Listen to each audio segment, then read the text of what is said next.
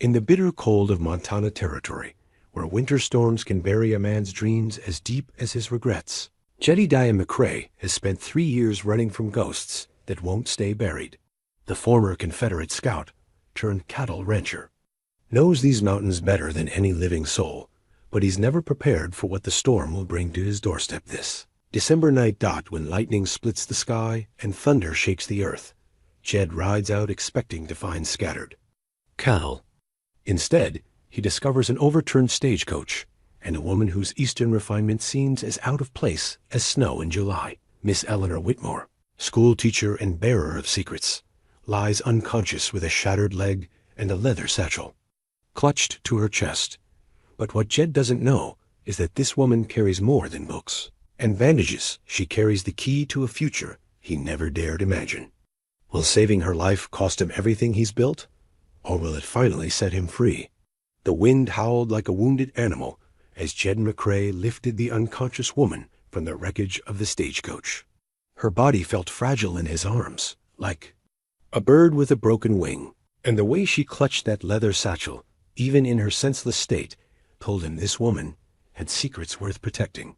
Blood seeped through her torn skirts where bone had pierced flesh, and her breathing came in shallow, painful gasps that the storm nearly swallowed. His horse, a sturdy bay named Ranger, snorted nervously as Jed secured the woman across the saddle. The animal's instincts were sharp. This storm was far from finished with them. Ice pellets stung Yet's weathered face as he mounted behind his unexpected burden. One arm wrapped protectively around her slight frame, while the other gripped the reins with practiced ease. The ride to his homestead took nearly an hour through conditions that would have claimed lesser men. Yet's cabin sat in a natural depression between two ridges, sheltered from the worst of the prairie winds, but isolated. Enough that neighbors were measured in days of travel rather than minutes. He'd chosen this place deliberately 3 years ago when he'd arrived in Montana Territory with nothing but his horse, his father's old cavalry saber, and a trunk full of memories he'd rather forget. The cabin itself was a testament to solitary, living sparse, functional, and devoid of the softening touches that marked a home rather than merely a shelter. Hand-hewn logs chinked with mud, and moss formed walls thick enough to keep out the Montana cold, while a stone chimney rose from a hearth that had warmed only one man's meals for too long. A single room served as kitchen, living area, and bedroom, with a small loft overhead where Jed stored supplies and the few possessions he couldn't bring himself to discard. As he carried the woman inside, the familiar scent of wood smoke and leather welcomed him, but tonight it felt different, somehow emptier, as if her presence had already begun to change the very air. He laid her gently on his narrow bed, the only piece of furniture in the cabin that could be called comfortable, and stepped back to assess the damage by lamplight. She was younger than he'd first thought, perhaps 25 or 26, with auburn hair that had escaped its pins during the accident. Her face, though pale with shock and pain, bore the refined features of Eastern breeding, high cheekbones, a straight nose, and lips that spoke of education and privilege. Her traveling dress, now torn and stained, had once been fine wool dyed a deep blue that matched her eyes when they finally fluttered open. "Where?" she whispered, her voice cultured and soft despite her obvious distress. "What happened to the coach?" Jed poured water from a pitcher into a basin, his movements economical and sure. "Storm took it, ma'am. Looks like your driver tried to push through when he should have waited it out. Found you about 5 miles from my place." She struggled to sit up, then gasped as pain shot through her injured leg. The break was clean but serious, and Jed knew from his years of frontier living that without proper care, such injuries could mean the difference between walking again and spending life as a cripple. "My satchel," she said urgently, her eyes darting around the dim cabin. "I must have my satchel. Right here." Jed retrieved the leather bag from where he'd placed it on his small table. Wouldn't let go of it, even unconscious. Must be mighty important. Relief flooded her features as she clutched the satchel to her chest. "Thank you. I'm Eleanor Whitmore. Miss Eleanor Whitmore, I was traveling to." She paused, uncertainty flickering across her face. "Well, that hardly matters now, does it? Jedediah McCrae. Folks call me Jed. He dipped a cloth in the basin and wrung it out. Going to need to tend that leg, Miss Whitmore? Won't be pleasant, but it's got to be done. Eleanor's refined sensibilities warred with practical necessity as she looked down at her torn skirts and the dark stain spreading beneath her injured limb. Of course. You're quite right. The next hour tested both their reserves of strength and dignity. Jed had field-dressed wounds during the war, but those had been soldiers who expected rough treatment. Working on a refined lady required a delicacy he wasn't sure he possessed. Eleanor, for her part, bit her lip until it bled to keep from crying. Out as he cleaned the wound and set the bone with makeshift splints fashioned from kindling. You've done this before, she observed through gritted teeth as he wrapped the splint with strips from one of his own shirts. Had to. War teaches a man many things he'd rather not know. Yet's voice carried the weight of memories he'd spent. 3 years trying to forget. This'll hold, but you won't be walking on it for weeks, maybe months. The implications of his words settled between them like a third presence in the small cabin. Eleanor was stranded here, dependent on a stranger's charity in a place where the nearest town was days away, and winter had only just begun. I can't possibly impose on your hospitality for so long, she said, though her voice lacked conviction. Surely there must be somewhere else, ... Nearest neighbor is Jim Crawford, and he's got a wife and 4 young ones in a cabin half the size of this one. Doc Williams is in Bear Creek, but that's a 3-day ride in good weather. In this storm, might as well be on the moon. Eleanor's fingers worried the clasp of her satchel as she absorbed this information. The life she'd known in Boston, with its conveniences and social structures, seemed as distant as another planet. Here, survival depended on the kindness of strangers and the harsh mathematics of frontier living. Then I suppose I'm in your debt, Mr. McCrae, she said quietly. I pray I won't prove too much of a burden. Jed looked at her then, really looked, and saw not just the refined Eastern lady, but the steel beneath her delicate exterior. Her chin was set with determination despite her circumstances, and her eyes held a spark that spoke of inner strength. Something stirred in his chest, a feeling he'd thought buried with his old life. No burden, It's quiet out here in winter. Might be pleasant to have someone to talk to. The admission surprised them both. Jed had grown accustomed to solitude, even preferred it, but something about this woman's presence made the cabin feel less like a hiding place and more like a home got as the storm continued to rage outside. Eleanor's exhaustion finally overtook her, and she drifted into an uneasy sleep.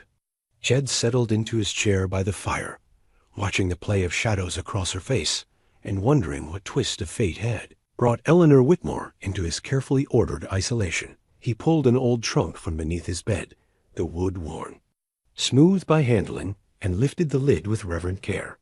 Inside, wrapped in oiled cloth, lay the remnants of his former life, a Confederate scout's badge, letters from his dead brother, and a daguerreotype of a family that no longer existed. At the bottom, hidden beneath layers of memory, was a small leather journal where he'd once tried to record his thoughts.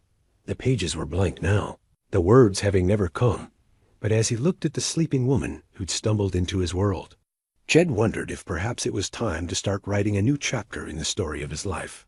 Outside, the storm showed no signs of abating, and he found himself oddly grateful for the weather that had brought Eleanor Whitmore to his door, and would keep her there until something fundamental had changed between them.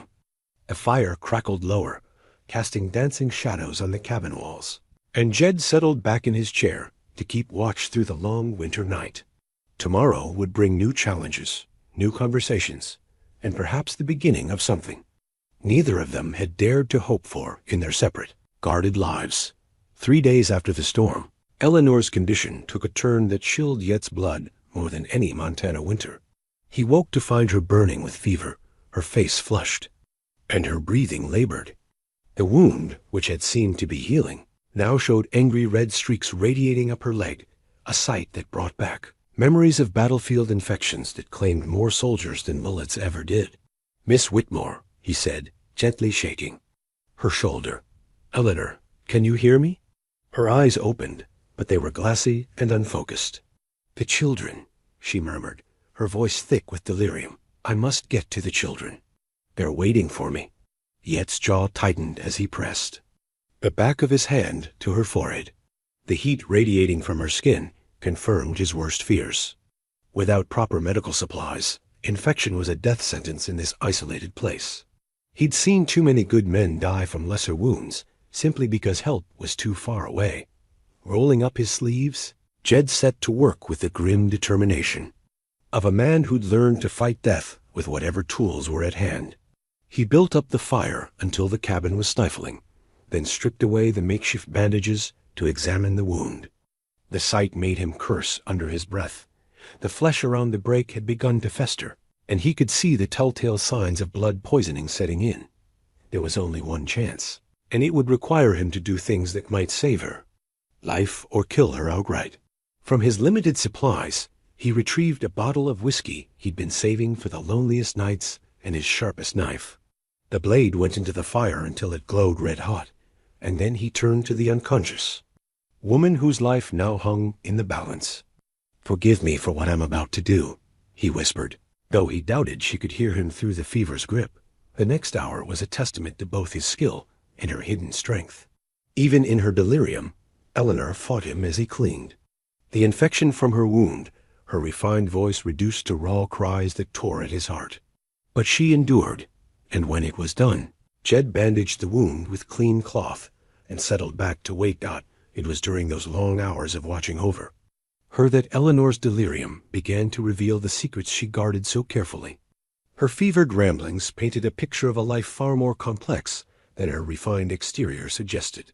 "I didn't take it," she whispered to phantoms only she could see. "Charles, please. You know, I wouldn't steal from the children. The school fund was for them. Always for them." Jed leaned closer, his curiosity overriding his respect for her privacy. In her satchel, which she'd never let far from her side, he could see the corner of what looked like official documents. The fever had loosened her grip on both consciousness and caution. "Sarah needed the medicine," Eleanor continued, tears streaming down her flushed cheeks. "My sweet Sarah. I couldn't let her die, not when I had the means to save her, but Charles... He took everything and left me to bear the blame."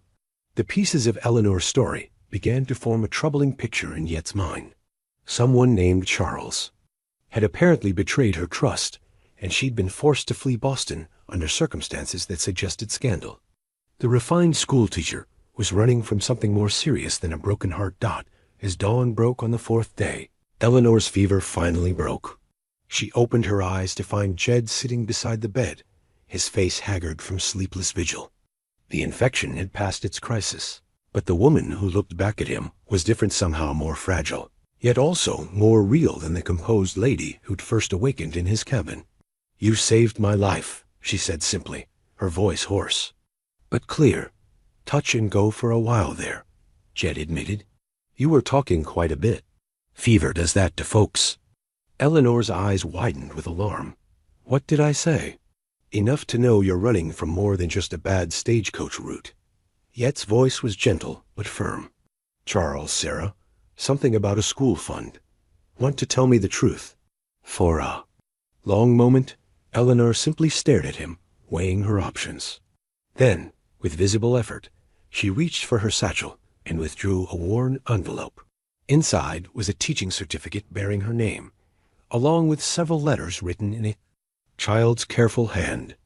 "These are from Copper Falls," she said, her voice barely above a whisper. "A mining town about 200 miles north of here. They lost their schoolteacher to consumption last spring, and the children, they've been without proper education for months." She handed him one of the letters, written in pencil on cheap paper. Yet's reading had improved over the years, but the childish script challenged him. Eleanor noticed his struggle and gently took the letter back. "Dear teacher," she read aloud. "My name is Tommy Fletcher, and I am 8 years old. Ma says you might come teach us our letters. I can already write my name and count to 20. Will you teach me to read stories like the ones my pa used to tell? We have a schoolhouse, but no one to fill it. Please come. We are waiting." The simple plea hung in the air between them And Jed saw something shift in Eleanor's expression, a spark of purpose that hadn't been there before. "That's why you were traveling north," he said. "Not running from something, but toward something. Both, I suppose." Eleanor's fingers traced the edge of the letter. "I was engaged to Charles Pemberton in Boston. He managed the funds for the school where I taught, and when my younger sister Sarah fell ill with tuberculosis, I took money from the emergency fund to pay for her treatment. Did it help?" Eleanor's face crumpled. "She died anyway. And Charles, rather than help me replace the money, as he'd promised, he reported the theft to the school board and disappeared with what remained of the fund. I was dismissed in disgrace, and when I tried to explain, no one would listen." Jed felt a familiar anger building in his chest, the same rage that had driven him from civilization 3 years ago. "So you decided to start over?" "The position in Copper Falls doesn't pay much, but it's honest work, and those children need someone who cares about their future." Eleanor's voice grew stronger as she spoke. "I thought if I could make a difference there, perhaps I could find some measure of redemption for what I'd done." "What you'd done?" Yet's voice sharpened. "Sounds to me like you tried to save your sister's life with money that Charles stole anyway." "The law doesn't see it that way. Neither did the school board." Eleanor looked down at her hands. "I'm a thief, Mr. McCrae, regardless of my intentions." Jed was quiet for a long moment, processing her story against the backdrop of his own complicated past. He understood running from judgment, from the weight of decisions that seemed right at the time, but left scars that never fully healed. "We've all done things we're not proud of," he said finally. "Question is, what are you going to do now?" Eleanor looked up at him, surprised by the lack of condemnation in his voice. "You don't think less of me?" "Think less of you for trying to save." "Your sister?" "For wanting to teach children who need it?" Jed shook his head. "Lady, I've done things that would curl your hair. Taking money to save family doesn't even rate as a sin in my book." For the first time since awakening, Eleanor smiled, a genuine expression that transformed her entire face. "You're not what I expected when I first saw you, Mr. McCrae." "Jed," he corrected. "And what did you expect?" "Someone rougher, I suppose. Less understanding." She gestured around the cabin. "This isn't exactly the sort of place where one expects to find compassion. Maybe that's exactly where it's needed most." Their eyes met and held, and something passed between them in recognition of shared wounds and mutual understanding. Eleanor saw past Jet's gruff exterior to the gentleman beneath, while he recognized in her the same mixture of strength and vulnerability that had driven him to this isolated place. The moment was broken by a sudden gust of wind that rattled the cabin's windows. Outside, fresh snow was beginning to fall, adding to the already substantial drifts that surrounded their temporary sanctuary. "Looks like you won't be traveling to Copper Falls anytime soon," Jed observed. Eleanor nodded, accepting what she couldn't change. "Then I suppose I'll have to make the best of my current situation." "Could be worse situations to be in," Jed said, and was surprised to realize he meant it. For the first time in 3 years, the prospect of winter isolation didn't seem like a burden, but rather an opportunity, a chance to know this remarkable woman better and perhaps to discover that redemption was possible for both of them. As Eleanor drifted back to sleep, her fever finally broken and her breathing steady, Jed found himself looking forward to tomorrow with something he'd almost forgotten how to feel: hope. The morning after Eleanor's fever broke dawned clear and bitter cold, with sunlight streaming through frost-covered windows to paint rainbow patterns on the cabin floor. Eleanor woke to the sound of Jed moving quietly around the small space, building up the fire and preparing what smelled like real coffee, a luxury she hadn't expected in such a remote place. "You're awake," he said, glancing over from where he stood at the stove. "How is the leg feeling?" Eleanor shifted carefully, testing the limits of her injury. The sharp, constant pain had diminished to a dull ache, and the fever's departure had left her feeling weak but clear-headed. "Better, I think. Still tender, but the worst seems to have passed." "Good. Infection was the real danger." Jed poured coffee into 2 tin cups and brought one to her bedside. "This might help with the weakness." Eleanor accepted the cup gratefully. inhaling the rich aroma. Real coffee beans? Traded some cattle for supplies last fall. Figured winter might be long enough to justify a few luxuries.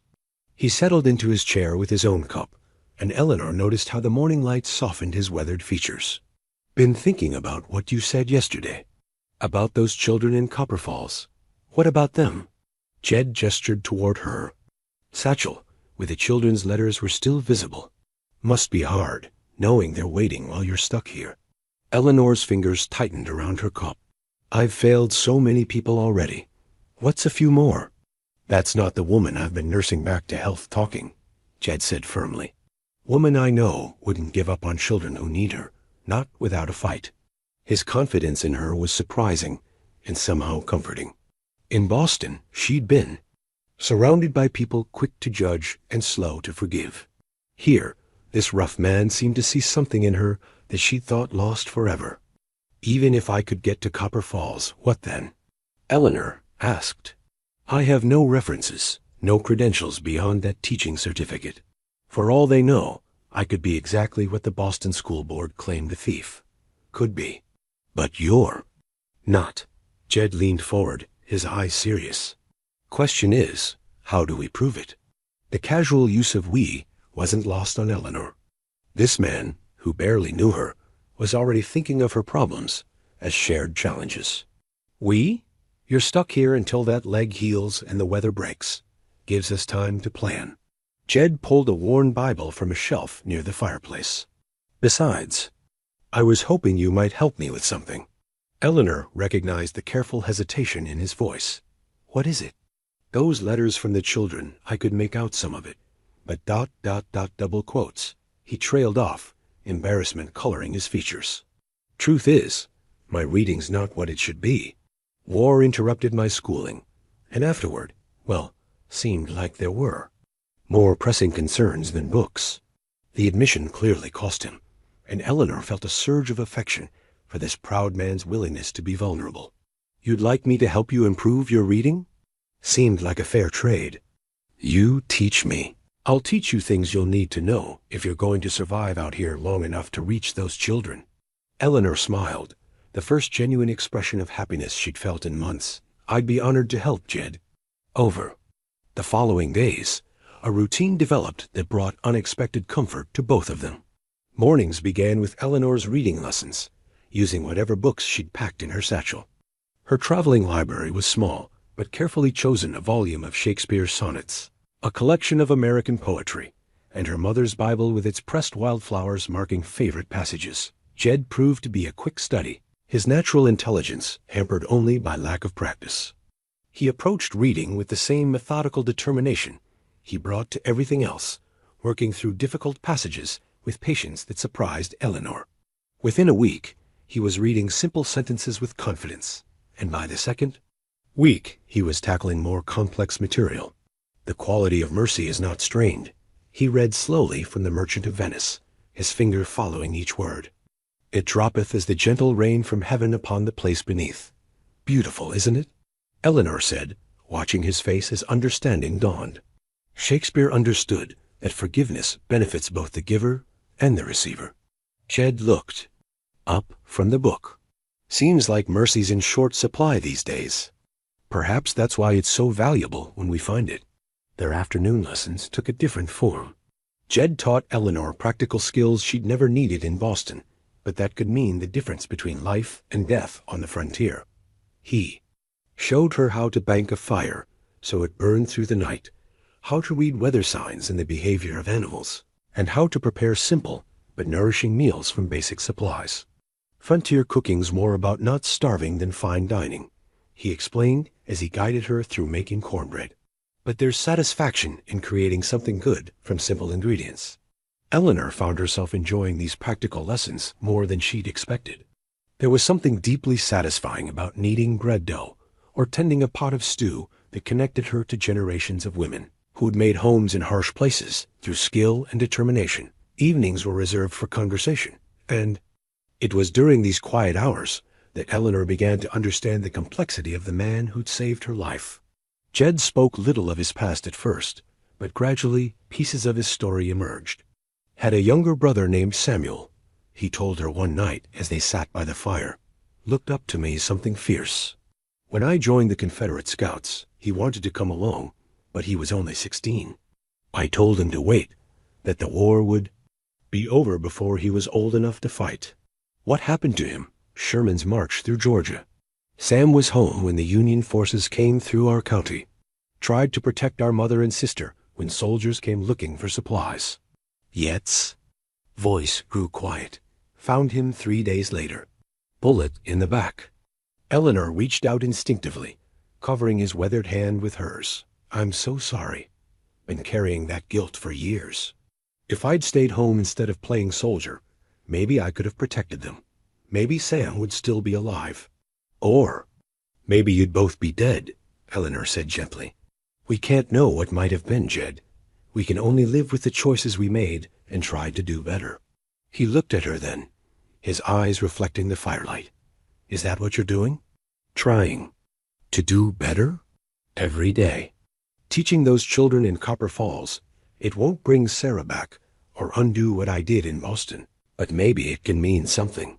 Maybe I can prevent other children from growing up without the tools they need to build better lives." Jed nodded. Slowly. Redemption through service. Something like that. Their hands were still touching, and Eleanor became aware of the warmth of his skin, the calluses earned through hard work, the strength that had carried her to safety. When she looked up, she found him watching her with an expression she couldn't quite read. "Eleanor," he said, her name soft on his lips. "Yes?" "I'm glad that storm brought you here." The simple statement carried more weight than any elaborate declaration, and Eleanor felt something shift in her chest, a loosening of the tight control she'd maintained over her emotions since fleeing Boston. "So am I," she whispered out outside. The wind picked up, reminding them both that winter was far from over and their time together, however precious it was becoming, remained borrowed from the harsh realities of frontier life. But inside the warm circle of firelight, with books and conversation, and the growing awareness of connection, the future seemed less daunting and infinitely more hopeful than either had dared imagine, when they were still strangers bound together only by circumstance and necessity. 2 weeks into Eleanor's recovery, Jed surprised her by producing a small wooden figure from his coat pocket, a horse carved with careful detail, its mane flowing as if caught in an eternal gallop. The craftsmanship was exquisite, each line deliberate and smooth, speaking of hours spent in patient creation. "I made this for Samuel," he said, placing the carving on the small table beside Eleanor's bed.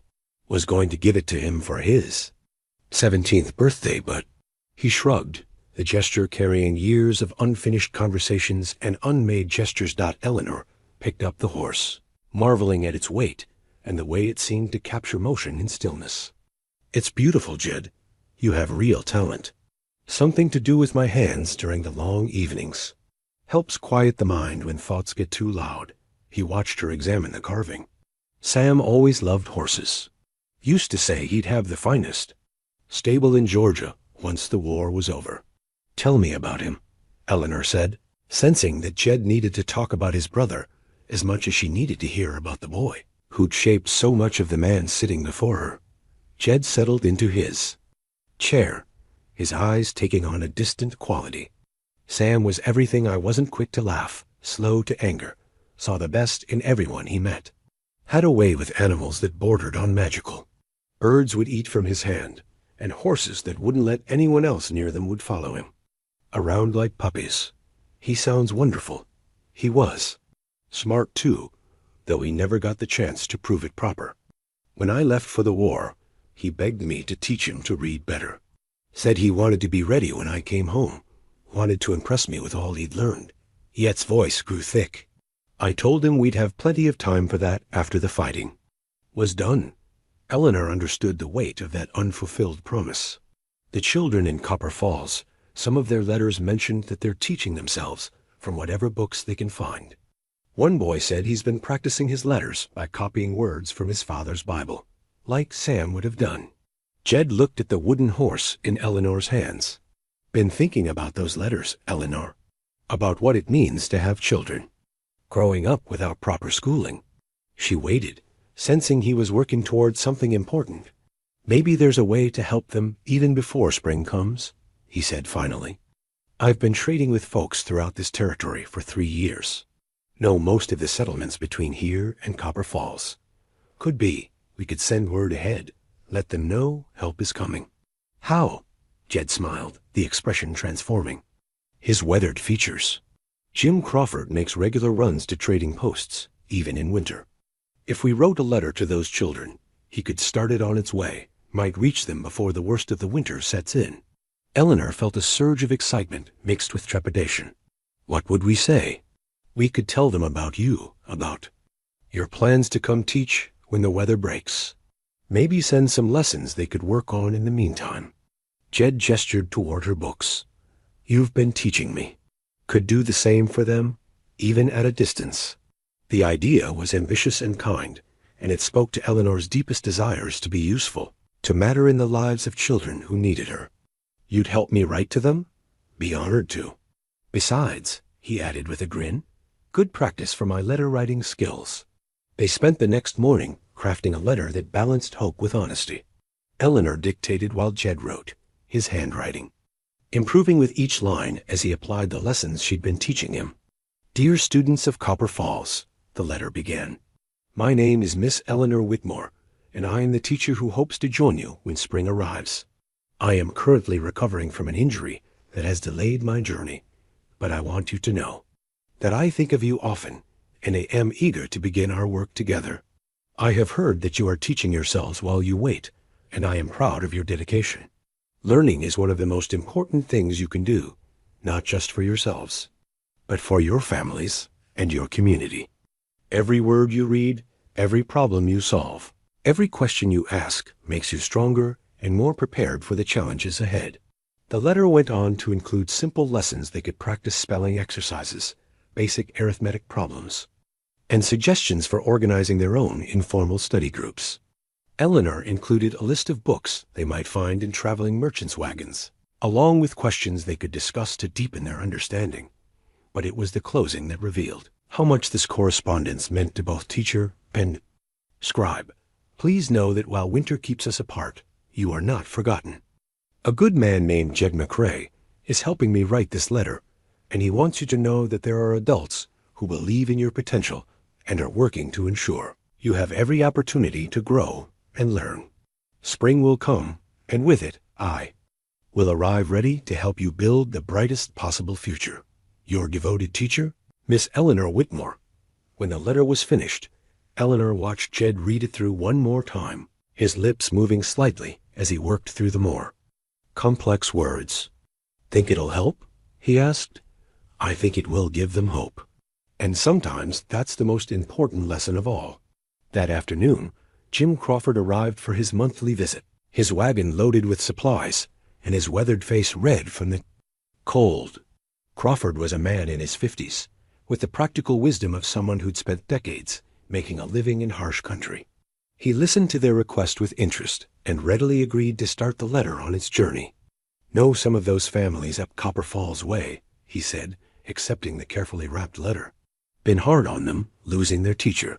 Children need structure, need someone to show them there's more to the world than what they can see from their front doors. Will the letter reach them? Eleanor asked. Might take a month or more, depending on weather and which traders are moving through, but yes, he'll get there. And I'll spread word that you're coming in spring. Give folks something to look forward to. After Crawford left, Eleanor felt a sense of accomplishment that had been missing from her life since leaving Boston. For the first time in months, she was acting as a teacher again, reaching out to students who needed her guidance. Thank you, she told Jed as they watched Crawford's wagon disappear into the distance. For what? For helping me remember who I am, who I can be again. Jed turned to study her face, noting the color that had returned to her cheeks and the spark of purpose in her eyes. You never stopped being a teacher, Eleanor. You just needed students who deserved you. That evening, as they sat by the fire, with their books, Eleanor discovered a letter tucked between the pages of her mother's Bible. One she'd forgotten was there. The paper was yellow with age, and the ink had faded, but the words were still clear. It's from my mother, she said, unfolding the delicate paper. She wrote it just before she died, when Sarah and I were still children. Would you like to read it aloud?" Eleanor nodded, though her voice trembled slightly as she began. "My dearest daughters, if you are reading this, then I am no longer with you. But please know that my love continues beyond death's door. Eleanor, you have been given the gift of teaching. Use it to light the way for others. Sarah, your gentle heart will touch more lives than you know. Remember that the greatest legacy we can leave is the difference we make in the lives of others. Be brave, be kind, and never forget that you are loved beyond measure." The cabin was quiet, except for the crackling of the fire, as Eleanor folded the letter with trembling hands. She believed I could make a difference. She was right, Jed said simply. Already seen it firsthand. Eleanor looked at him questioningly. You've changed this place, Eleanor. Changed me.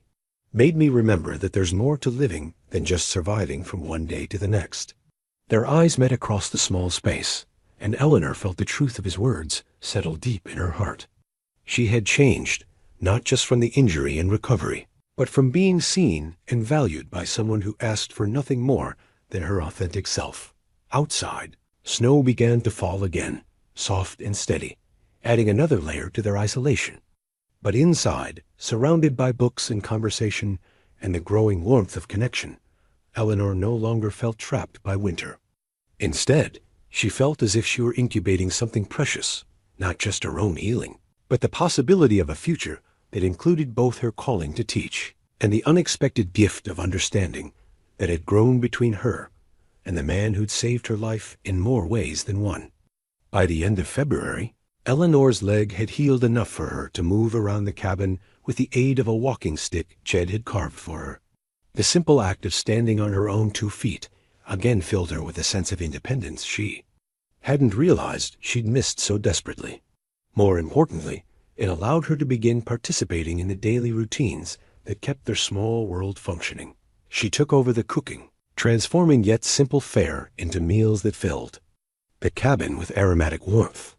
Her touch was evident everywhere, in the way she arranged his few belongings to create a sense of order and comfort, in the wildflowers she dried and placed in a tin cup on the windowsill, in the careful mending of his work shirts that had been patched and repatched until they resembled patchwork quilts. You don't have to do all this, Jed protested one morning as he watched her sweep the cabin floor with methodical precision. I want to, Eleanor replied, pausing to lean on the broom handle. Besides, it makes me feel useful. I've been a burden long enough. You've never been a burden. Their eyes met, and Eleanor felt the now familiar flutter in her chest that occurred whenever Jed looked at her with that particular mixture of tenderness and respect.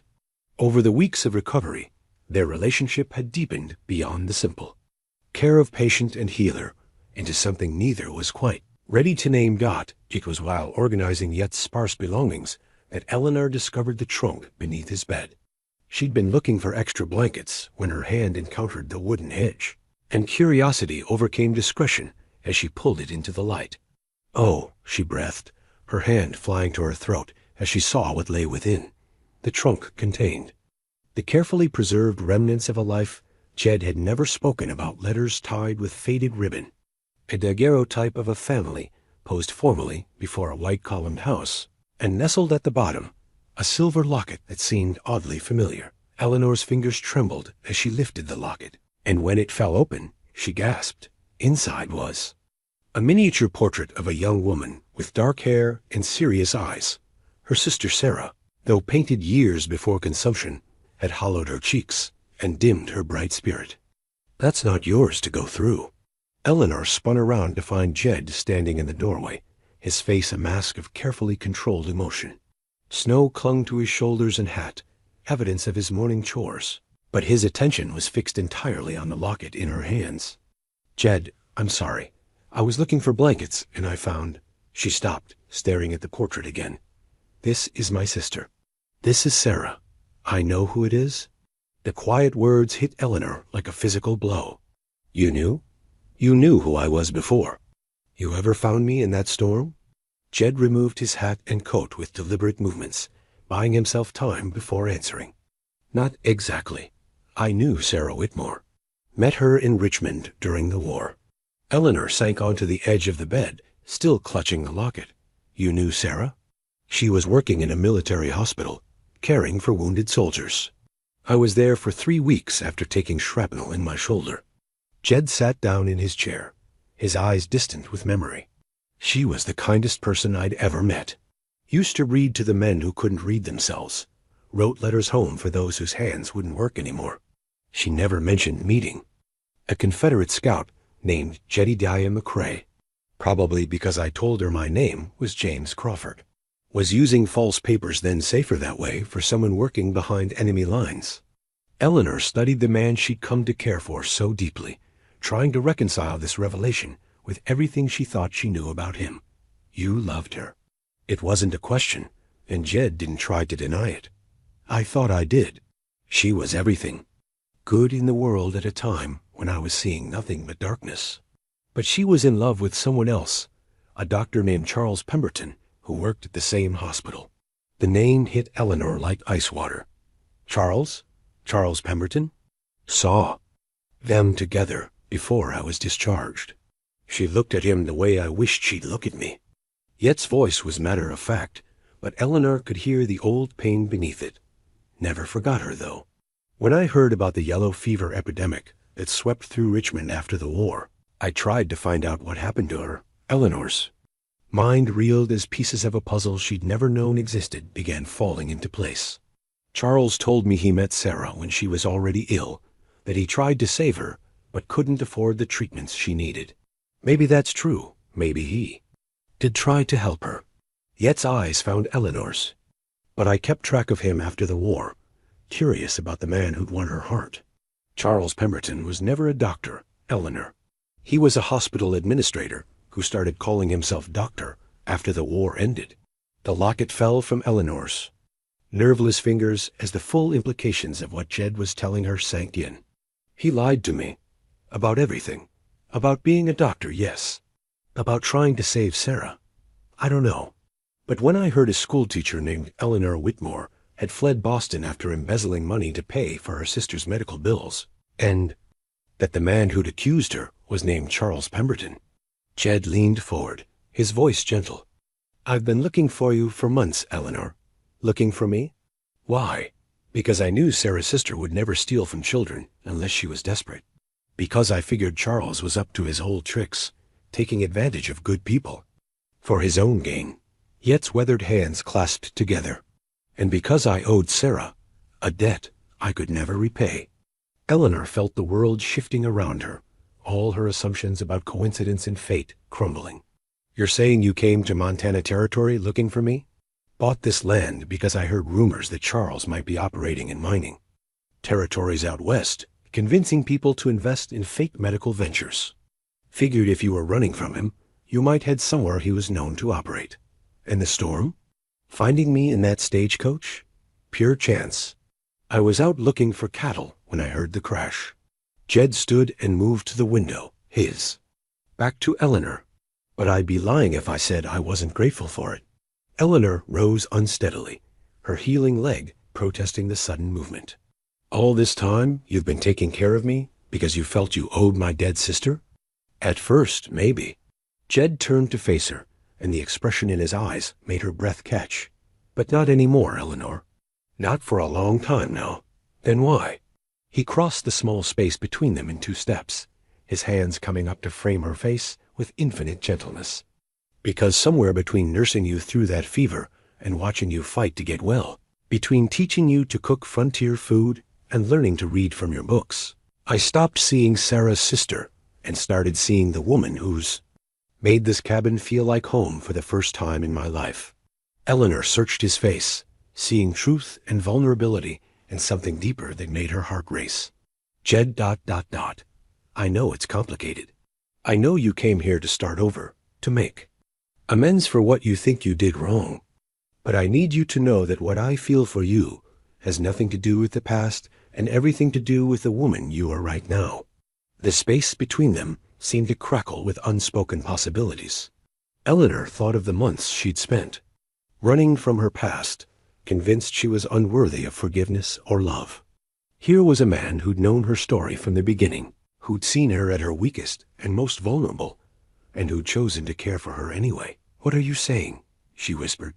"I'm saying I love you, Eleanor Whitmore. Not because of who your sister was, or what you've been through, but because of who you are, stubborn and kind and brave enough to keep fighting for what matters, even when the world tells you you're not worth fighting for." The confession hung between them, honest and raw, and more precious than anything Eleanor had ever received. When she reached up to cover his hands with hers, she felt the calluses and scars that told the story of his own struggles, his own journey, to this moment. "I love you too," she said, the words coming easier than she'd expected. "And that terrifies me." "Why?" "Because everyone I've ever loved, I've lost. Sarah, my parents, even Charles in a way, though I'm beginning to understand that what I felt for him was gratitude masquerading as love." Eleanor's voice grew stronger. "I don't think I could bear to lose you too." "You won't lose me," Jed said, firmly. "Not to the past, not to whatever's waiting in the future. We'll face it together." Outside, the wind had picked up, rattling the windows and reminding them both that winter was far from over. But inside, surrounded by the revelations and confessions that had changed everything between them, Eleanor felt something she'd almost forgotten how to feel. The possibility of a future built on truth and genuine love rather than secrets and misplaced guilt. March brought the first real signs of spring to Montana Territory longer days, a musical drip of snow melting from the cabin's eaves, and the return of birdsong to the silence that had defined their winter world. Eleanor's leg had healed completely, leaving only a slight stiffness when the weather turned cold, and her strength had returned along with a sense of purpose that had been missing since her flight from Boston.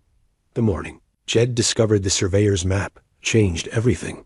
He'd been checking his property lines, a ritual he performed each spring to ensure no one had encroached on his land during the winter months. But instead of the familiar wilderness boundary markers, he found wooden stakes driven into the ground, at precise intervals, each bearing the stamp of the Northern Pacific Railroad Company. "They're planning to run track right through here," he told Eleanor, spreading the official surveyor's map across their small table. The document was detailed and professional, showing elevation changes, water sources, and property boundaries. With the cold precision of men who viewed land as nothing more than an obstacle to progress, Eleanor studied the map, her teacher's mind quickly grasping the implications. The railroad would bring people, commerce, opportunities, and the end of everything that makes this place worth living in. Yet's finger traced the proposed route, which cut directly through the heart of his property. "They're offering, too. Buy me out 5 times what I paid for the land. That's generous. It's blood money." Jed rolled up the map with sharp movements. "This place isn't just property to me, Eleanor. It's where I finally found peace, where I learned to stop running from who I used to be." Eleanor understood his attachment to the land over the months of recovery. She'd come to love the stark beauty of the Montana wilderness, the way sunrise painted the mountains gold, the profound silence that allowed a person to hear their own thoughts without the constant noise of civilization drowning them out. "What will you do?" "Don't know yet. Railroad's not asking, they're demanding. Survey crew made it clear that with or without my cooperation, the tracks are coming through." Jed moved to the window, his shoulders tense with frustration. "Question is whether I fight them or take their money and start over somewhere else." The prospect of leaving filled Eleanor with unexpected dread. Over the winter, she'd begun to think of this cabin not as a temporary refuge, but as a real home. More importantly, she'd begun to envision a future that included both her calling to teach and her growing love for Jed. "There might be another option," she said carefully. Jed turned from the window. "What do you mean?" Eleanor pulled out one of the letters from the children in Copper Falls, smoothing the worn paper as she gathered her thoughts. "These children need a school, but Copper Falls is a mining town temporary by nature. When the ore runs out, the families will move on, looking for new opportunities. Your point? What if we created something more permanent? What if we used the railroad's arrival as an opportunity rather than seeing it as a threat?" Eleanor's voice grew stronger as the idea took shape. The survey map shows this area is going to become a transportation hub. People will be moving through regularly, and some will want to settle. They'll need services, schools, stores, places to stay. Jed studied her face, seeing the familiar spark that appeared whenever Eleanor's teaching instincts engaged. You're talking about building a town. I'm talking about creating a community that could serve families throughout this entire territory. A place where children could get a real education, where people could build lasting lives instead of just chasing. The next boom. The audacity of the idea was both thrilling and terrifying. Eleanor had never attempted anything on such a scale, but months of isolation had given her time to think about education in broader terms. Not just individual children, but entire communities transformed by access to learning. Would take money, Jed said slowly. More than the railroad's offering for my land. Would take partners too. People who believe in the vision and are willing to invest in it. Eleanor moved to stand beside him at the window, looking out at the land they'd both come to love. Jim Crawford mentioned that several of the mining families are looking for more stable situations for their children. And there are homesteaders scattered throughout the territory who'd appreciate having a central location for trade and services. You've been thinking about this for a while. Eleanor nodded. Ever since we sent that letter to the children in Copper Falls, I realized that my dream of teaching doesn't have to be limited to one classroom in one town. It could be something bigger, something that serves a real need. Jed was quiet for several minutes, processing the implications of what Eleanor was proposing. When he finally spoke, his voice carried a note of wonder. You're talking about staying here, permanently. I'm talking about building something together, if that's what you want. The conversation was interrupted by the sound of horses approaching multiple riders, moving fast. Yet's hand instinctively moved toward the rifle hay, kept beside the door, but Eleanor recognized the lead rider as Jim Crawford, his face grim with urgent news. Jed, Eleanor, Crawford called as he dismounted. Need to talk to you both, and it can't wait. Two other men accompanied Crawford, one Eleanor recognized as Tom Fletcher, whose son Tommy had written one of the letters to her. The other was a stranger, well-dressed and official-looking in a way that made Eleanor's stomach tighten with apprehension. What's wrong? Jed asked, stepping outside to meet them. Railroads moving faster than anyone expected, Crawford said without preamble. They're not waiting for spring to start construction. Work crews are already moving equipment up from the south. That's not all, Fletcher added, his weathered face troubled. This here's Marshal Davies from Helena. He's got news about someone Eleanor might know. The marshal stepped forward, touching his hat brim respectfully. Miss Whitmore, I presume? I'm looking for information about a man named Charles Pemberton. Understanding is he might have wronged you in some way back east. Eleanor's heart began to race. What about Charles? He's been operating a confidence scheme throughout the mining territories, convincing folks to invest in fake medical ventures. Uses different names, but his methods are consistent, targets people desperate for medical care, takes their money, and disappears before anyone realizes they've been swindled. How many people? Eleanor asked, though she dreaded the answer. Dozens. Maybe more. We've been tracking him for months, and we have reason to believe he's heading this direction. There's word of a new silver strike about 50 miles north of here, and that's the kind of opportunity he typically exploits. Jed moved closer to Eleanor, his presence both protective and reassuring. What does this have to do with Eleanor? Miss Whitmore's one of the few people who can identify him on sight and testify to his methods. Her case in Boston is what started the investigation that's led us this far. Marshal Davies studied Eleanor's face. We'd like your help in bringing him to justice, Mom. Eleanor looked around at the faces watching her, Crawford and Fletcher, who had become friends over the winter. The marshal, who represented the law she'd fled from in Boston. And Jed, whose love had given her the strength to consider facing her past instead of continuing to run from it. If I help you, she said slowly, will the charges against me in Boston be dropped? Already arranged, ma'am. Soon as we had evidence of Pemberton's pattern of fraud, the Boston School Board realized they'd been played. Your name's been cleared, and there's even talk of offering you a commendation for bringing this to light. The news should have filled Eleanor with relief, but instead she felt oddly detached from it. The vindication she'd once thought essential to her future seemed less important now that she'd discovered she could build a new life based on who she was rather than who she'd been. "I'll help," she said finally, "but on one condition." "What's that?" Eleanor took Yet's hand, drawing strength from his touch. "When this is over, I stay here. This is my home now, and these are my people." Marshal Davies nodded. "Wouldn't have it any other way, ma'am. Territory needs good teachers, and from what I hear, you're one of the best." As the men began discussing strategy and logistics, Eleanor found herself looking out at the land that had become so precious to her. Spring was coming, bringing with it change and challenge and the chance to build something lasting.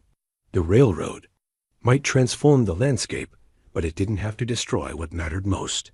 Beside her, Jed squeezed her hand gently. "You sure about this? About helping catch Charles?" "Yes. About staying here with you and building something worth having?" "Yes to that too." Eleanor smiled up at him. "We've survived winter together, Jed. I think we can handle whatever comes next." Outside, the snow continued its slow retreat, revealing the brown earth beneath and the promise of green growth to come. Change was inevitable, but for the first time in months, Eleanor felt ready to meet it head-on, armed with love and purpose and the unshakable conviction that some things were worth fighting for. 3 days after Marshal Davies' visit, Eleanor was hanging laundry on the line behind the cabin when she spotted the rider approaching from the east. Something about the man's posture in the saddle, confident, entitled, familiar, made her blood run cold even before she could make out his features clearly. Charles Pemberton had found her. Eleanor's hands stilled on the wet sheet she'd been pinning to the line as recognition struck her like a physical blow.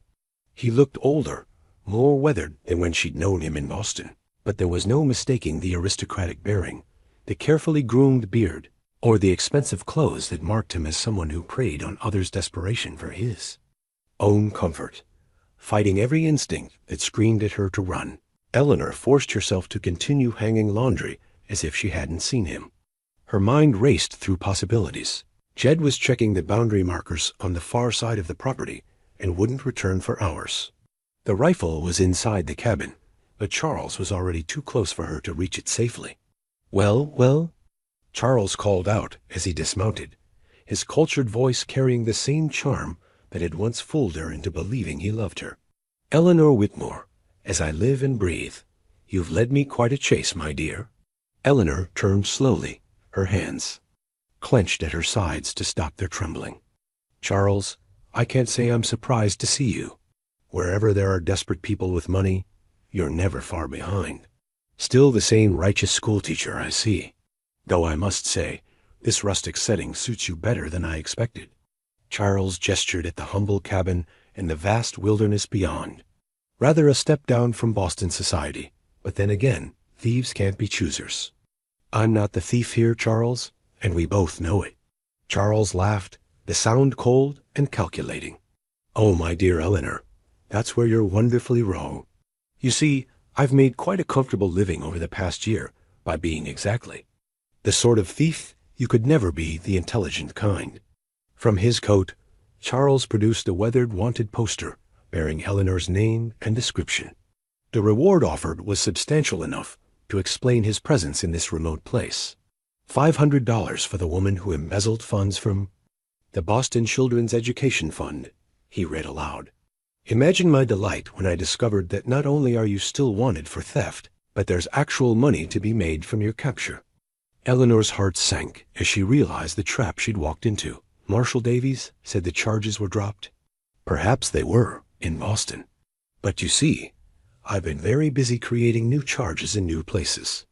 Amazing how many school funds have gone missing throughout the territories, all blamed on a mysterious Eastern schoolteacher named Eleanor Whitmore. Charles folded the poster carefully and returned it to his coat. "I've become quite good at forging documents, you know. Learned the skill from a very talented criminal in Philadelphia." The full scope of Charles's scheme became clear, and Eleanor felt sick at the thought of how many innocent people had suffered because of his manipulations. "How many families have you destroyed?" "Oh, I don't destroy families, dear Eleanor. I simply redirect their resources toward more worthy causes, namely, my continued comfort and prosperity. Charles stepped closer, and Eleanor caught the scent of expensive cologne that couldn't quite mask the underlying corruption. But you've caused me considerable inconvenience by disappearing. I had to work much harder to establish my credibility, without a convenient scapegoat. So you've come to collect the bounty on my head. Initially, yes. But seeing you here, in this charming domestic tableau, has given me a better idea. Charles's eyes gleamed with the calculating intelligence that had once fooled her into thinking he was a good man. You're going to help me establish my next venture. I'll do no such thing. Oh, but you will. You see, I've already been to the new mining camp up north. Spoke with several families about a wonderful new teacher who's coming to establish a school for their children. They're so grateful for the opportunity that they've already contributed generously to the building fund. Eleanor's blood turned to ice. You're using my name. Your reputation, actually. It seems word of your teaching skills has spread throughout the territory. Parents are desperate for quality education for their children, and they're willing to pay handsomely for it. Charles smiled, the expression devoid of warmth. All I need is the actual teacher to make an appearance, collect the remaining funds, and then sadly disappear due to illness or some other unfortunate circumstance. I won't help you steal from families who are trying to give their children a better life. You will, because the alternative is far worse for everyone involved. Charles's voice hardened. I know about your mountain man, Eleanor. Jedediah McCrae, former Confederate scout with a price on his head for war crimes committed in Georgia. Did you really think I wouldn't investigate the man harboring my former fiancée? Eleanor's world tilted as another piece of her carefully constructed reality crumbled. Jed never mentioned. Of course he didn't. Men like him never do.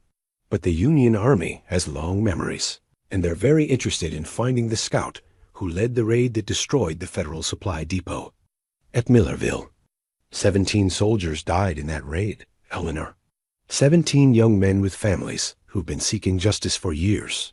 The wanted poster Charles produced from his other pocket bore Yet's likeness and offered a reward that dwarfed the one for Eleanor's capture. She stared at the image of the man she loved, trying to reconcile it with the gentle soul who'd nursed her back to health and taught her that redemption was possible. So here's my proposition, Charles continued, his voice smooth as silk. You come with me to the mining camp. Play the role of devoted teacher just long enough for me to collect the school funds, and then we both disappear. In exchange, I forget I ever saw your Mr. McCrae, and those Union bounty hunters never learn where to find him. Eleanor's mind raced through possibilities, each more desperate than the last. And if I refuse? Then I ride to the nearest telegraph office and send word to some very determined men who've been hunting Jedediah McCrae for 8 years. They'll be here within the week, and your lover will either hang or spend the rest of his life in prison. Charles shrugged as if discussing the weather. The choice is entirely yours, my dear. The sound of hoofbeats interrupted their conversation, and Eleanor's heart sank as she recognized Yet's approach. He was returning early from his survey, probably drawn by the sight of an unknown horse near the cabin. Ah, the famous scout himself, Charles said, his hand moving to rest casually on the butt of his pistol. How convenient. Jed rode into the clearing, his weathered face hardening as he took in the scene. Eleanor's pale, stricken expression and the well-dressed stranger who radiated threat despite his civilized appearance. Eleanor? Yet's voice was carefully controlled, but she could see the tension in his shoulders, the way his hand moved instinctively toward his own weapon. Jed, this is Charles Pemberton, Eleanor said, her voice steadier than she felt. The man I told you about. I figured as much. Jed dismounted slowly, his eyes never leaving Charles. What does he want? Justice, Charles said smoothly, for the theft of education funds in Boston, and for certain wartime activities that some people consider war crimes. Eleanor watched Yet's face as understanding dawned. He looked at her with an expression of profound sadness, and she realized he'd been expecting this moment for years, not the specific details, perhaps, but the inevitable reckoning with the past that refused to stay buried. How much do you want? Jed asked quietly. I don't want money, Charles replied. I want cooperation. Miss Whitmore is going to help me with a business venture, and you're going to let her go without interference. Like hell I am. Charles drew his pistol with practiced ease, pointing it not at Jed, but at Eleanor. I rather thought you might say that. But you see, Mr. McCrae, you're not really in a position to negotiate. Miss Whitmore comes with me willingly, or I'll be forced to defend myself against a dangerous fugitive, and sadly, she might be caught. In the crossfire. Eleanor saw Yet's face go white with rage and fear. She'd never seen him look so dangerous, so much like the Confederate scout Charles claimed he'd been. But she also saw his love for her, overriding his warrior instincts, keeping him from acting on the violence that simmered just beneath his controlled surface. It's all right, Jed, she said, though her voice broke on the words. I'll go with him. Eleanor, no. It's the only way. She looked into his eyes, trying to communicate everything she couldn't say aloud. Trust me. The word hung between them, loaded with meaning. Eleanor was asking Jed to trust that she had a plan, that she wasn't simply surrendering to Charles's threats. More importantly, she was asking him to trust that their love was strong enough to survive whatever came next. After a long moment, Jed nodded almost imperceptibly. How long? A week, Charles said. Maybe 2, depending on how cooperative your lady proves to be. Don't worry, I'll take excellent care of her. Eleanor gathered a few personal belongings, including her mother's Bible and the letters from the children. In Copper Falls, as she prepared to leave the cabin that had become her sanctuary, she caught sight of Yet's father's cavalry saber hanging above the fireplace. The sight filled her with unexpected strength. If Jed could survive the war and find redemption in this remote place, she could survive whatever Charles had planned and find her way back to the man she loved. I'll be back, she told Jed as Charles helped her mount a horse he'd brought for her. I know you will, Jed replied, and the certainty in his voice gave her courage. As they rode away from the cabin, Eleanor didn't look back. She was no longer the frightened woman who'd fled Boston in disgrace. She was someone who'd been tested by hardship and emerged stronger, someone who'd found love worth fighting for. Charles might think he held all the advantages, but he'd made one crucial mistake. He'd underestimated the woman Eleanor Whitmore had become. The mining camp of Silver Creek sprawled across a narrow valley like a hastily thrown collection of tents, rough cabins, and ambitious dreams. Eleanor had seen boom towns before, but never from the perspective of someone being forced to participate in their exploitation. As she and Charles rode down the main street, she counted at least 30 families, with children visible in the chaos hall. Potential victims of the man who destroyed her life in Boston, and was now threatening everything she'd built with Jed. Remember, Charles said as they approached the largest tent, which bore a hand-painted sign reading, Silver Creek Community Center. You're here to establish the school these good people have already paid for. Any deviation from the script, and your mountain man becomes a very popular target for bounty hunters. Eleanor nodded, her mind working furiously to find a way out of the trap Charles had so carefully constructed. She'd spent the 2-day journey to Silver Creek, memorizing every detail of his scheme, looking for weaknesses she could exploit. The plan was devastatingly simple. Charles had arrived in Silver Creek 3 weeks earlier, posing as a territorial education commissioner named Dr. Maxwell Henderson.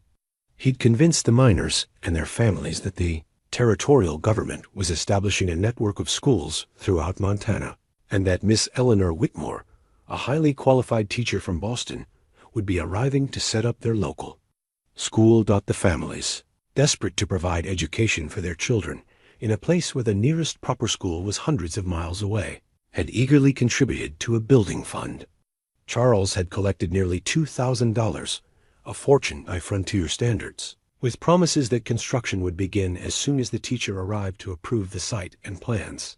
Miss Whitmore, a weathered woman in her 40s, emerged from the community tent, her face lit with genuine joy.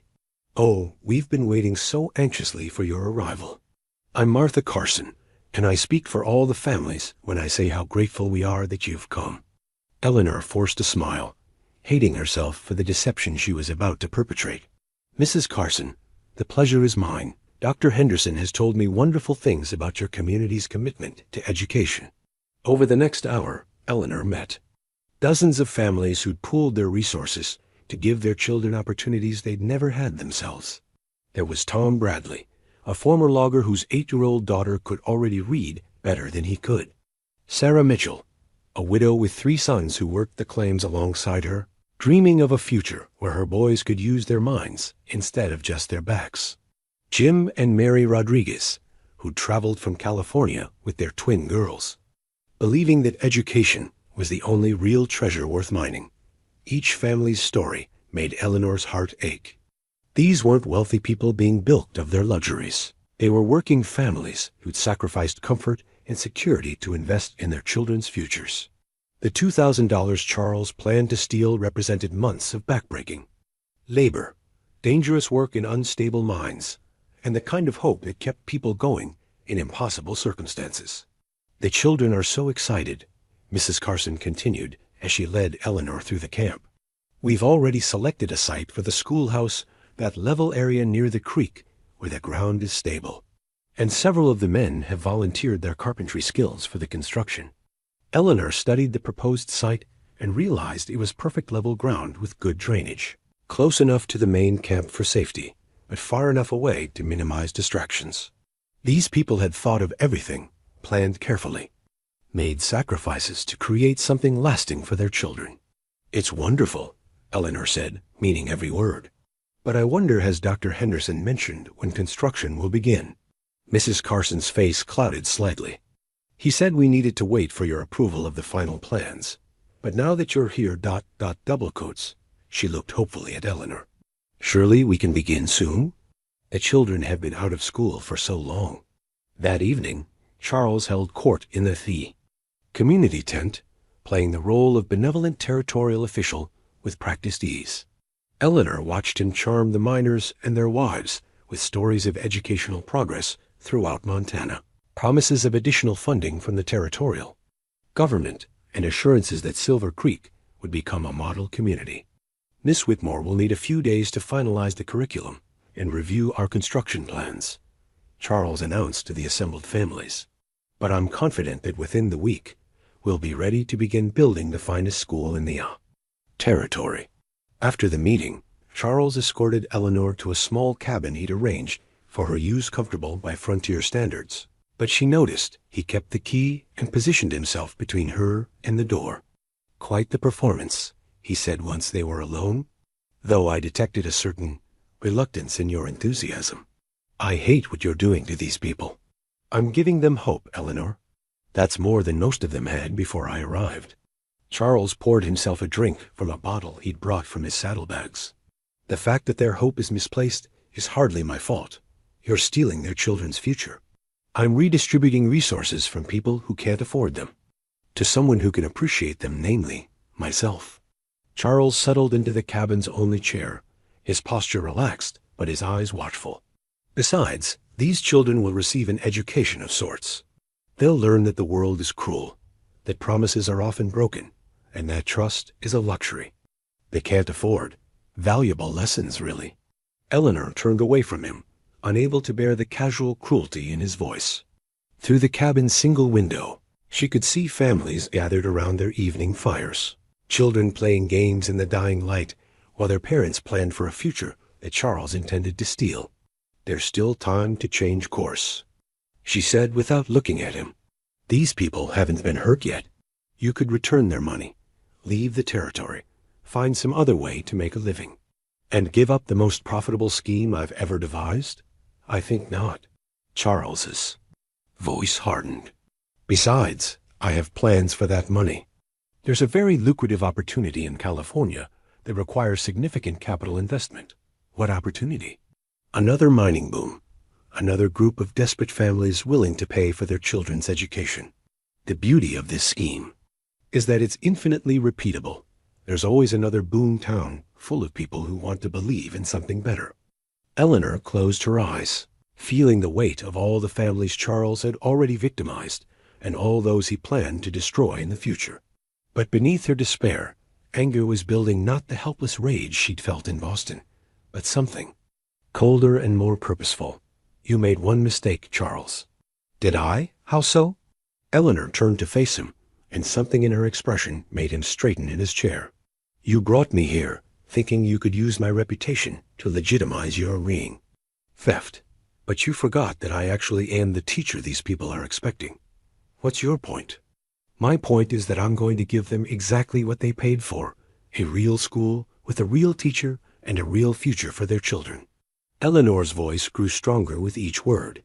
And when I'm done, you're going to be the one who's lost everything.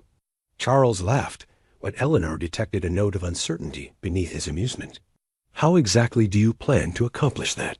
You're here as my prisoner, remember. One telegram to the right people, and your beloved Jedediah McCrae becomes the most wanted man in Montana Territory. Then I suppose I'll have to make sure you never get the chance to send that telegram. The conversation was interrupted by a knock at the cabin door. Charles frowned.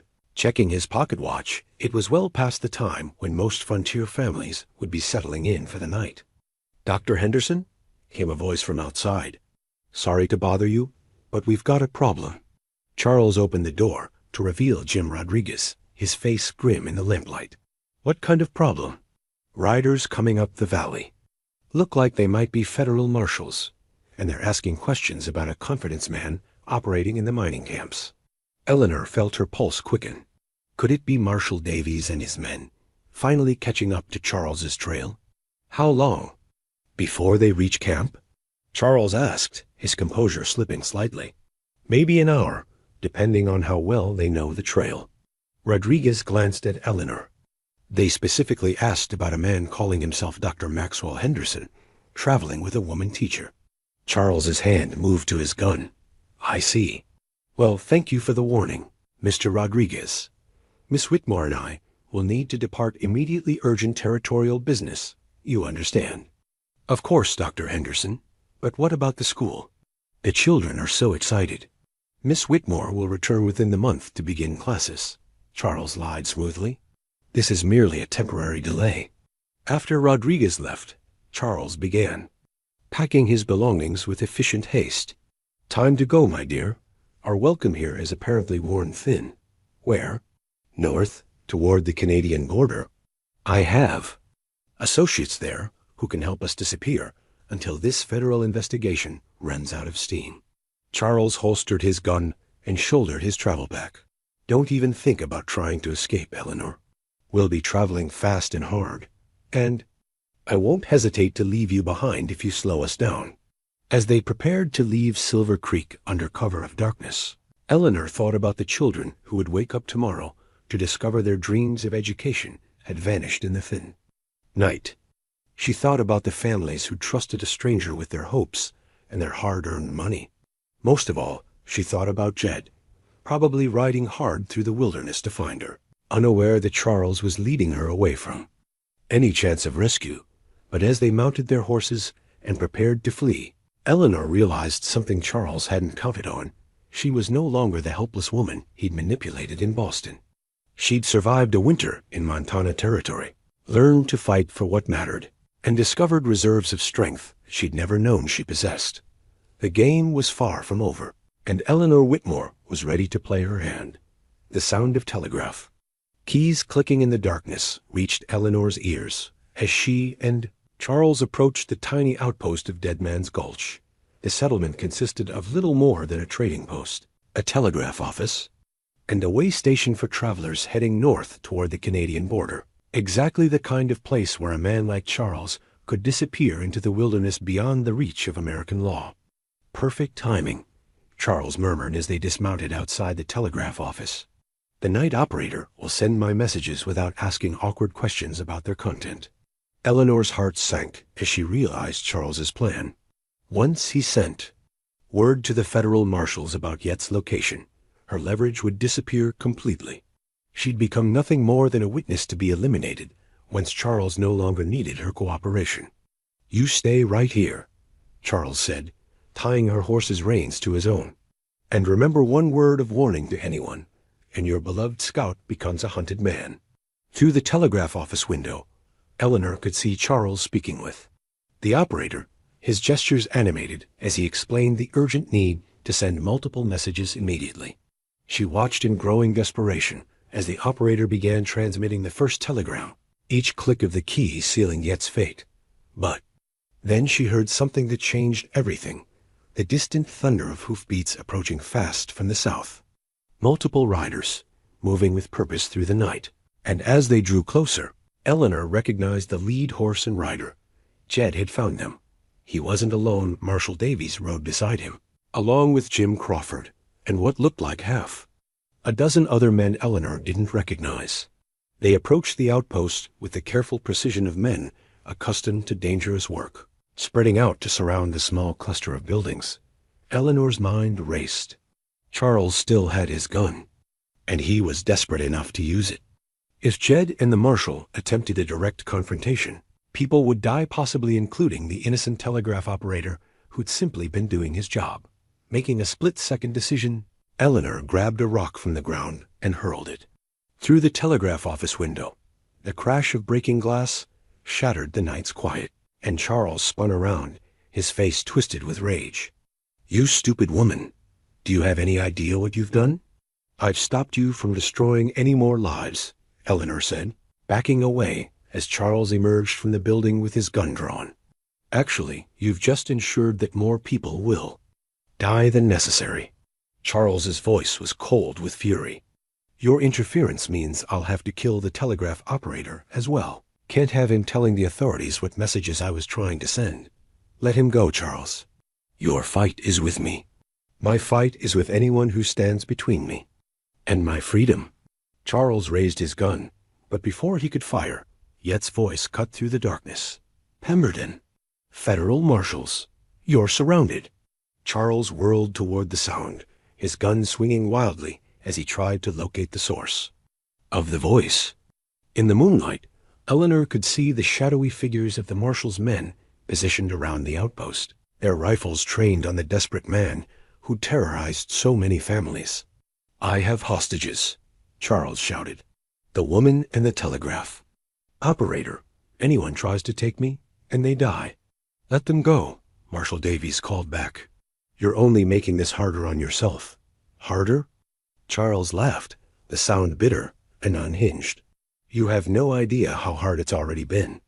Do you know what it's like to watch lesser men prosper while you struggle to maintain the lifestyle you deserve?"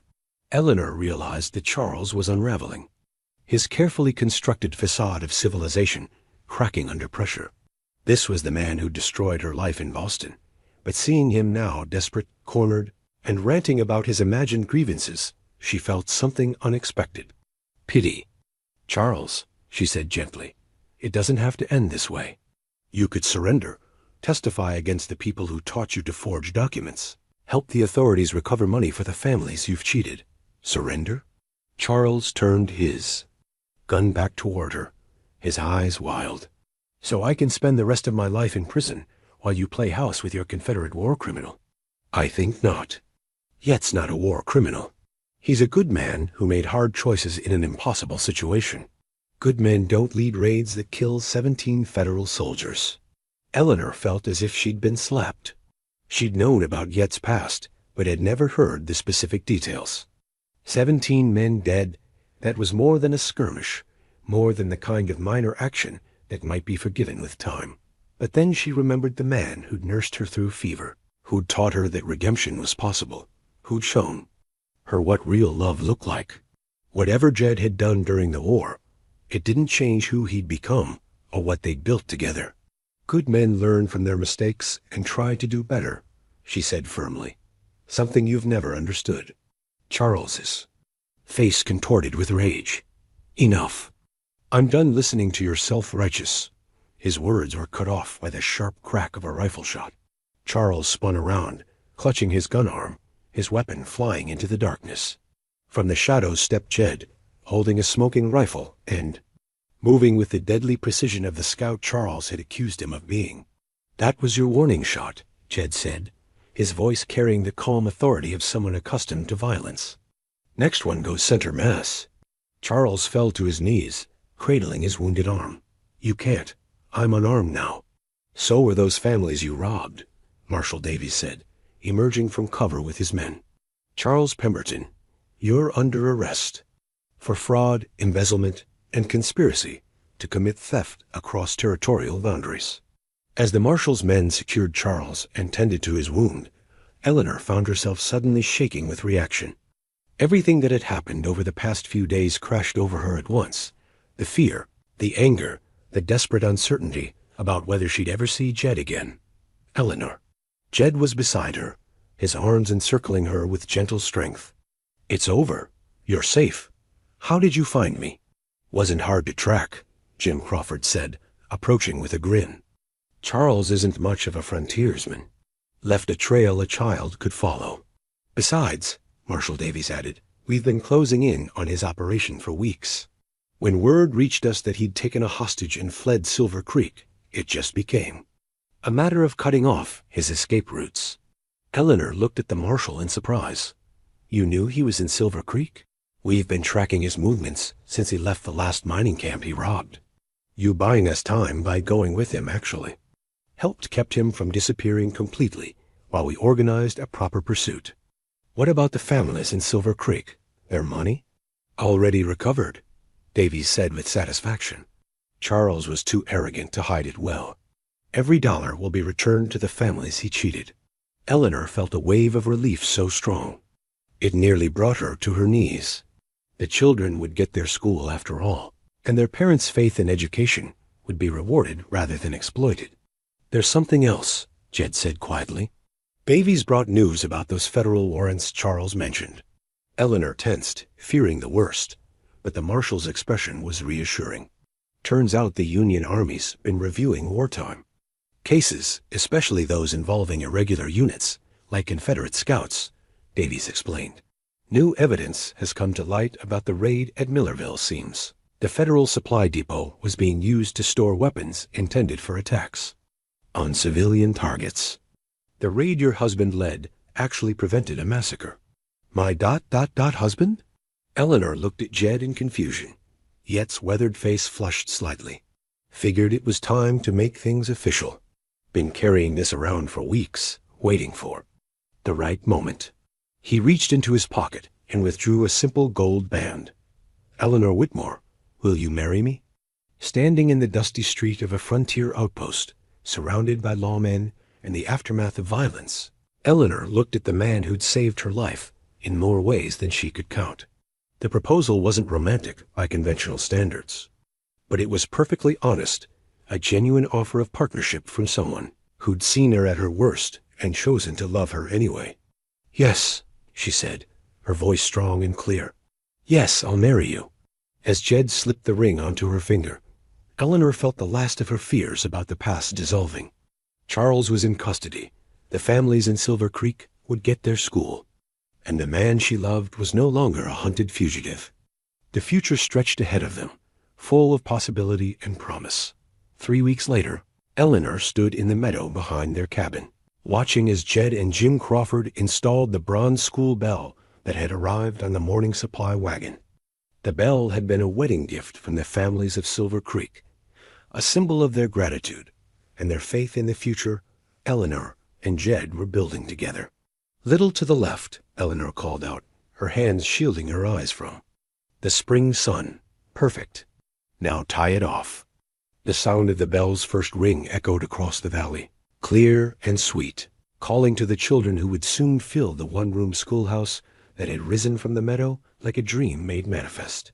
Eleanor had designed the building herself, incorporating everything she'd learned about frontier education during her months of recovery and planning. Sounds beautiful, said Martha Carson, who'd traveled down from Silver Creek with her daughter Amy to attend the wedding ceremony. The children are so excited to start classes next week. Eleanor smiled, watching as Amy and the other children, who'd arrived for the celebration, ran toward the bell, eager to take turns pulling the rope. In the 3 weeks since Charles's arrest, families from throughout the territory had been arriving to settle near what was already being called McCrae's Landing, a community built around the promise of education and opportunity. Eleanor, dear, are you ready? Called Jim Crawford's wife, Sarah, from the cabin doorway. The preacher's waiting, and your groom's starting to look nervous." Eleanor laughed, smoothing the skirts of her wedding dress, a simple but elegant blue wool that one of the subtler women had helped her alter. It wasn't the elaborate ceremony she might have imagined in her Boston days, but it was perfect for the life she'd chosen. Inside the cabin, which had been transformed with wildflowers and borrowed finery, Eleanor found Jed waiting beside the traveling preacher who served the scattered communities throughout the territory. Jed wore his best shirt and pants, his hair freshly cut and his beard neatly trimmed, but it was the expression in his eyes that took Eleanor's breath away, wonder and gratitude, and a love so deep it seemed to illuminate the entire room. "Dearly beloved," the preacher began, his voice carrying easily to the gathered crowd of neighbors and friends who'd squeezed into the small space. "We are gathered here today to witness the union of Jedediah McCrae and Eleanor Whitmore in holy matrimony." Eleanor barely heard the familiar words of the ceremony. Her attention was focused entirely on Yet's face, on the way his calloused hands held hers with infinite gentleness, on the promise she saw in his eyes of a future built on mutual respect and genuine partnership. "Do you, Jedediah, take Eleanor to be your lawfully wedded wife, to have and to hold, in sickness and in health, for richer or poorer, for better or worse, until death do you part?" "I do," Jed said, his voice steady and sure. "Do you, Eleanor, take Jedediah to be your lawfully wedded husband, to have and to hold, in sickness and in health, for richer or poorer, for better or worse, until death do you part?" Eleanor thought of everything that had brought her to this moment, the storm that had changed her life, the winter of healing and discovery, the threats and challenges they'd faced together. "I do. Then, by the power vested in me by the territory of Montana, I now pronounce you husband and wife. You may kiss the bride." Yet's kiss was gentle and reverent, a promise of all the tomorrows they would share. When they broke apart, Eleanor was surprised to find tears on her cheeks, not of sadness, but of pure joy at the rightness of this moment, this man, this life they were choosing together. The celebration that followed spilled out of the cabin and into the meadow, where tables groaned under the weight of food contributed by every family in attendance. There was music from Jim Crawford's fiddle, dancing on the grass, and stories shared by the light of lanterns as the sun set behind the mountains. "To Mr. and Mrs. McCrae," toasted Marshall Davies, raising a cup of Jim Crawford's finest whiskey. "May your union be blessed with happiness, and your community prosper under your guidance." "And to the children," added Martha Carson, "who will grow up knowing that education and opportunity are their birthright, thanks to the dedication of their teacher and the vision of their community." Eleanor felt overwhelmed by the warmth and acceptance of these people who'd become her family. In Boston, she'd been surrounded by society and convention, but had often felt profoundly alone. Here, in this remote valley, she'd found genuine connection and purpose.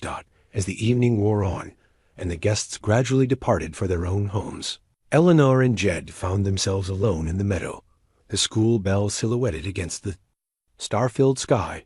"No regrets?" Jed asked, his arm around her waist as they looked out at the land that would shape their future. "Only that it took a blizzard and a broken leg to bring me here," Eleanor replied, leaning into his warmth. "What about you? Any second thoughts about marrying a woman with such a complicated past?" "My past isn't exactly simple either," Jed reminded her. "Besides, complicated women make life interesting." Eleanor laughed, thinking of how dramatically her life had changed since that night when she'd fled Boston in disgrace. "Have you heard anything more about Charles? Davies says he'll likely get 10 years in federal prison, maybe more, depending on how many of his victims are willing to testify. The authorities are still tracking down all the families he cheated." Yet's voice grew serious. "He'll have plenty of time to think about the choices that led him there." "I almost feel sorry for him," Eleanor said quietly. "He had intelligence, charm, opportunities. He could have made an honest living if he'd chosen to. Some people are so focused on what they think they deserve that they can't see what they actually have," Jed observed. "We're lucky we learned to appreciate what matters before it was too late." Eleanor nodded, thinking of all the ways their story could have ended differently. If the storm hadn't brought them together, if Charles hadn't overplayed his hand, if either of them had been too proud or too fearful to risk loving again. "The school opens next week," she said, changing to a happier subject. 15 students to start, with more families arriving before winter. "You nervous?" "Excited," Eleanor corrected. "I've been planning lessons for weeks.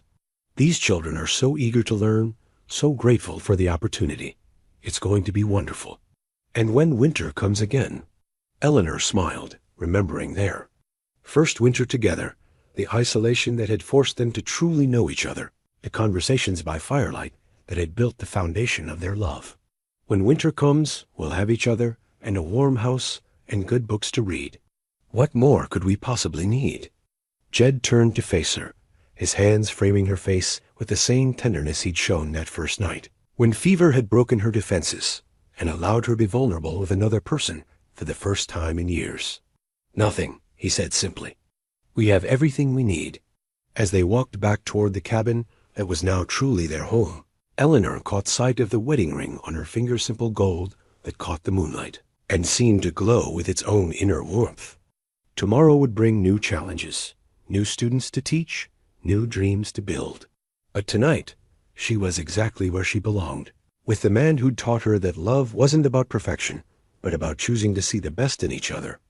Every single day, the school bell caught a breeze and rang softly, as if blessing their new beginning and calling to all the children who would grow up knowing that education and love were the twin foundations upon which strong communities were built. 6 months later, Eleanor stood at the window of their expanded cabin, one hand resting on the gentle swell of her belly, while the other held a letter that had arrived with the morning mail.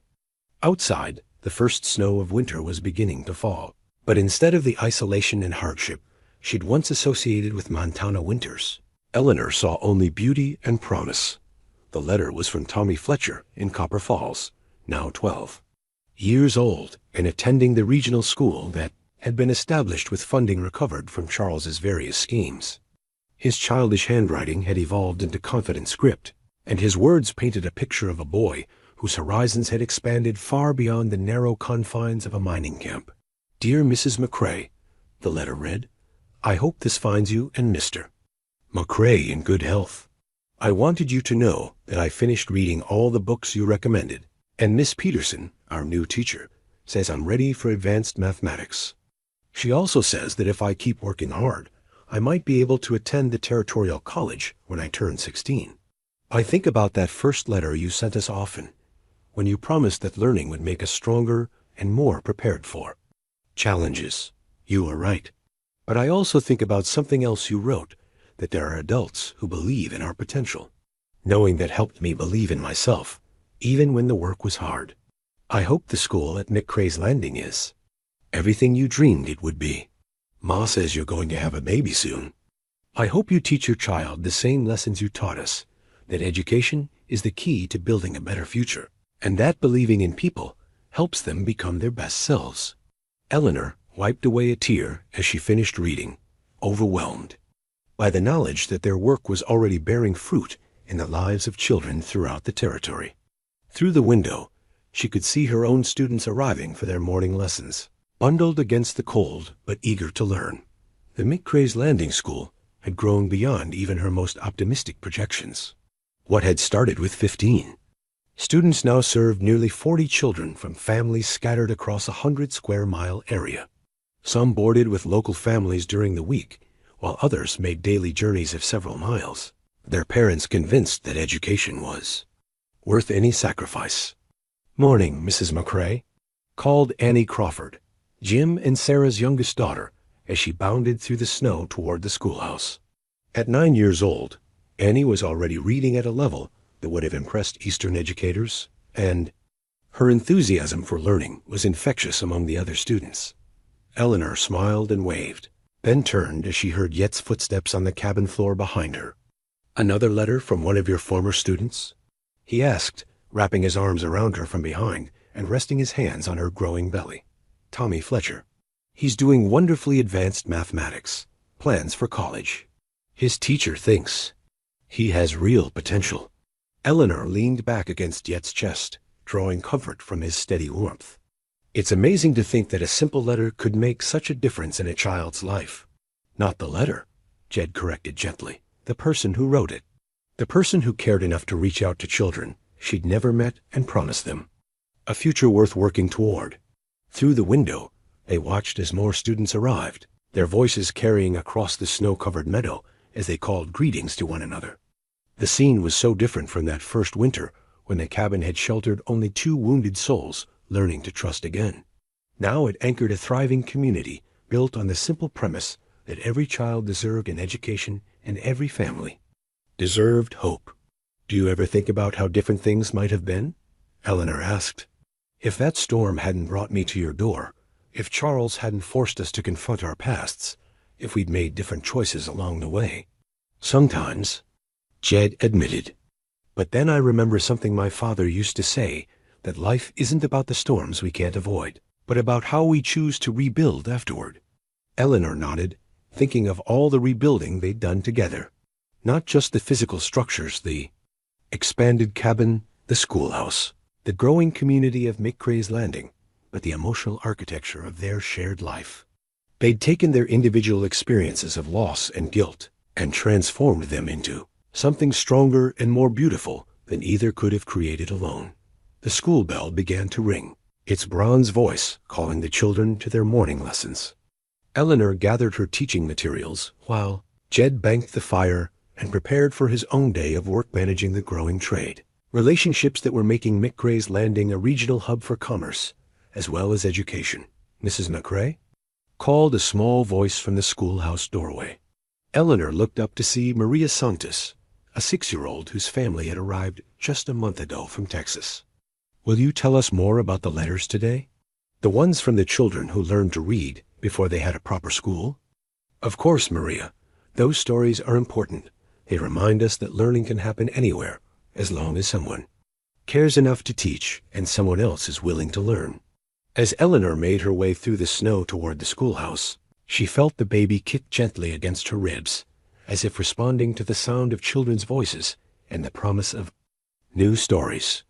In a few months, she would hold her own child, and the cycle would begin again, another young mind to nurture, another soul to guide toward understanding and compassion. The schoolhouse was warm and bright, heated by a proper wood stove and lit by windows that had been carefully positioned to catch the maximum amount of natural light. On the walls hung maps and charts, samples of student work, and a photograph of the original group of children from Silver Creek, reminder of where their educational mission had begun. "Good morning, class," Eleanor said as the children settled into their seats. "Before we begin our regular lessons, I want to share a letter I received from Tommy Fletcher. Some of you remember him from his visit last summer. He's the young man who helped us plant the apple trees behind the school." As Eleanor read Tommy's letter aloud, she watched the faces of her students light up with recognition and inspiration. They understood that Tommy's success wasn't just his own achievement. It represented the potential that existed within each of them, waiting to be unlocked through education, encouragement, and hard work. "Now then," Eleanor continued, "who can tell me what Tommy meant when he wrote that believing in people helps them become their best selves?" Hands shot up around the room, eager voices ready to explore ideas and share thoughts. This was the moment Eleanor loved most, when learning became a conversation, when children stopped being passive recipients of information and became active participants in their own education. Outside, the snow continued to fall, blanketing the valley in pristine white that would soon be marked by the footprints of children and adults building a community where education and opportunity went hand in hand. The storm that had brought Eleanor to this place seemed like a lifetime ago, but its legacy lived on in every lesson taught, every child inspired, every family given reason to hope for a better future. As the morning progressed into afternoon lessons, Eleanor found herself thinking about the conversation she'd had with Jed the night before, about names for their coming child. They'd discussed family names and meaningful choices, but Eleanor had suggested something different, a name that honored the journey that had brought them together and the mission that continued to guide their lives. "Hope," she'd said. "If it's a girl, let's name her Hope." Jed had smiled and agreed, understanding that the name represented more than just optimism. It embodied the belief that the future could be better than the past, that education could transform communities, and that love could heal even the deepest wounds. The school bell rang again, signaling the end of the day's lessons. As the children gathered their belongings and prepared for their journeys home, Eleanor felt the familiar satisfaction of work. Well done and lives touched by learning. See you tomorrow, Mrs. McCrae. The children called as they bundled into coats and mittens. Thank you for the story about Tommy. Eleanor stood in the doorway of the schoolhouse, watching her students disappear into the swirling snow, secure, in the knowledge that they carried with them not just academic lessons, but the deeper understanding that they were valued, believed in, and capable of achieving more than they'd ever dared imagine. When the last child had disappeared from view, Eleanor turned back toward the cabin where Jed was waiting with a warm fire and a hot supper. Tomorrow would bring new lessons, new challenges, new opportunities to make a difference in young lives.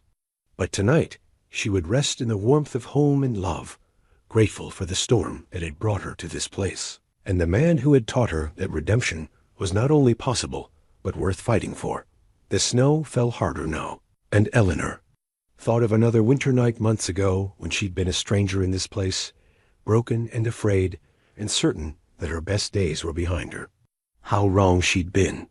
Sometimes the worst storms led to the most beautiful destinations, and sometimes the greatest gifts came disguised as the most difficult challenges. As she closed the schoolhouse door and headed home through the snow, Eleanor whispered a prayer of gratitude for second chances, for love that healed, and for the privilege of spending her life teaching children that they too could weather any storm and emerge stronger on the other side.